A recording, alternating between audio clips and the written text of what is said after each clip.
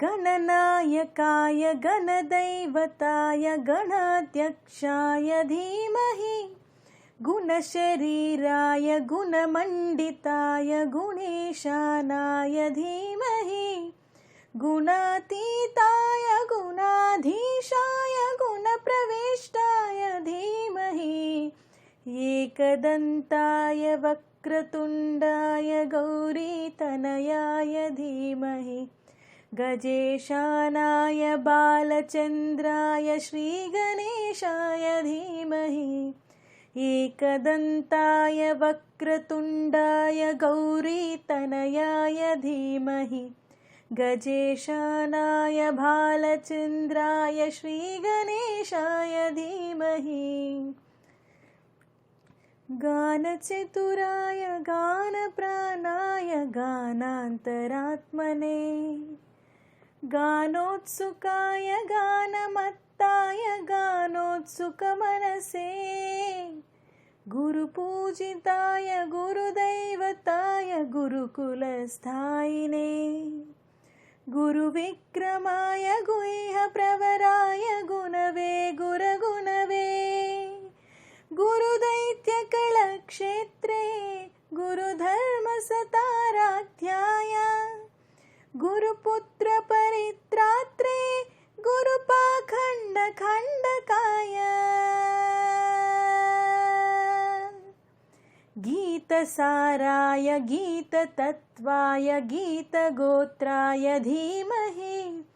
गूढगुल्फाय गन्धमत्ताय गोजयप्रदाय धीमहि गुणातीताय गुणाधीशाय गुणप्रविष्टाय धीमहि एकदन्ताय वक्रतुण्डाय गौरीतनयाय धीमहि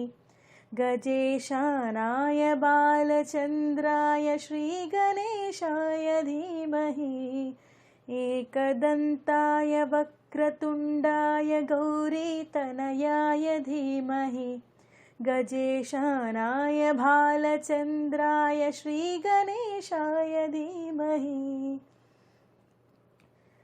ग्रन्थगीताय ग्रन्थगेयाय ग्रन्थान्तरात्मने गीतलीनाय गीताश्रयाय गीतवाद्यपठवे देयचरिताय गायकवराय गन्धर्वप्रीकृपे गायकाधीनविग्रहाय गङ्गाजलप्रणयवते गौरीस्तनन्दनाय गौरीहृदयनन्दनाय गौरभानुसुताय गौरीगणेश्वराय गौरीप्रणयाय गौरीप्रवणाय गौरभावाय धीमहि गोसहस्राय गोवर्धनाय गोपगोपाय धीमहि गुणातीताय गुणाधीशाय गुणप्रविष्टाय धीमहि एकदन्ताय वक्रतुण्डाय गौरीतनयाय धीमहि गजेशानाय भालचन्द्राय श्रीगणेशाय धीमहि एकदन्ताय वक्रतुण्डाय गौरीतनयाय धीमहि गजेशानाय बालचन्द्राय श्रीगणेशाय धीमहि।